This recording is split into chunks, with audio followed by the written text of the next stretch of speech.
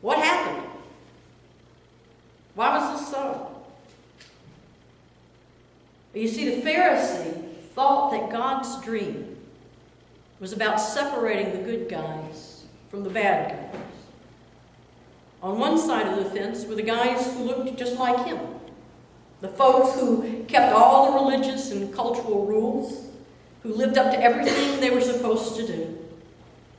By his way of thinking, it would be these righteous folk on whom God poured the Spirit of life. On the other side were the bad guys, the thieves, the rogues, the adulterers, and yes, the tax collectors.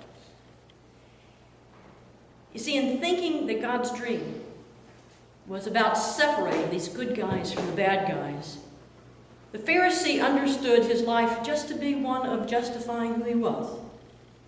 And unfortunately, in his zeal for establishing how good he really was, so that he would be accepted, he didn't bother to take a look at how in very different ways he might be pretty much like all those other guys he had put on the other side. Perhaps he thieved the energy, stole energy from other people's dreams so that he could make his own come true. Perhaps he himself acted like a rogue, expecting everyone else to bend to his whim. Perhaps he himself was unfaithful in particular commitments that were more important to God than the commitments he was making. Maybe even without realizing it, he was using others, or at the very least ignoring their needs to ensure his own personal gain. You see, although the tax collector couldn't hold a candle to the achievements of the Pharisee, and although the tax collector really was a scumbag, I mean, he really was, he did have one thing going for him that the Pharisee didn't have. And that one thing, the one thing that the tax collector had going for himself, and the thing that Jesus applauded, was that he was honest with himself and God about who he was and what he needed. He needed God. He needed to change. And he knew he couldn't do it by himself. That's why he was beating his breath. That's probably why he was even falling down on his knees. This kind of honesty is a significant part of grasping the dream that God has for each one of us. God's dream for each of us, that we will receive the Spirit of life that he is pouring out on us each and every day. And that in receiving that Spirit of life, we'll participate in the becoming of the reality. We'll participate in the coming true of the dream God has for the whole world.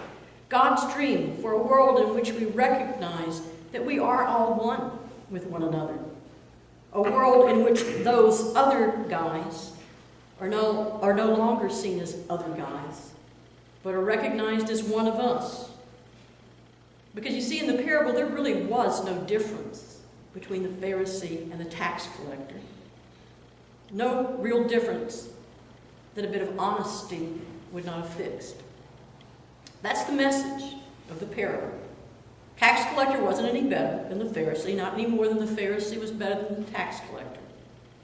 The tax collector was just being more honest. And his honesty left him more open to that Spirit of life that God was pouring out upon him.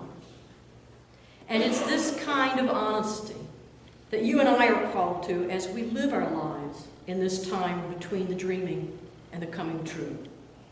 We're called to be honest about what we want and what we need. We're called to be honest about what we feel and what we think.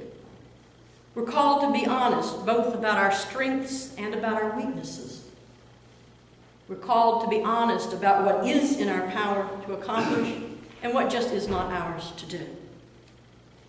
We're called to be honest about how what we say and do impacts other people and other parts of God's creation.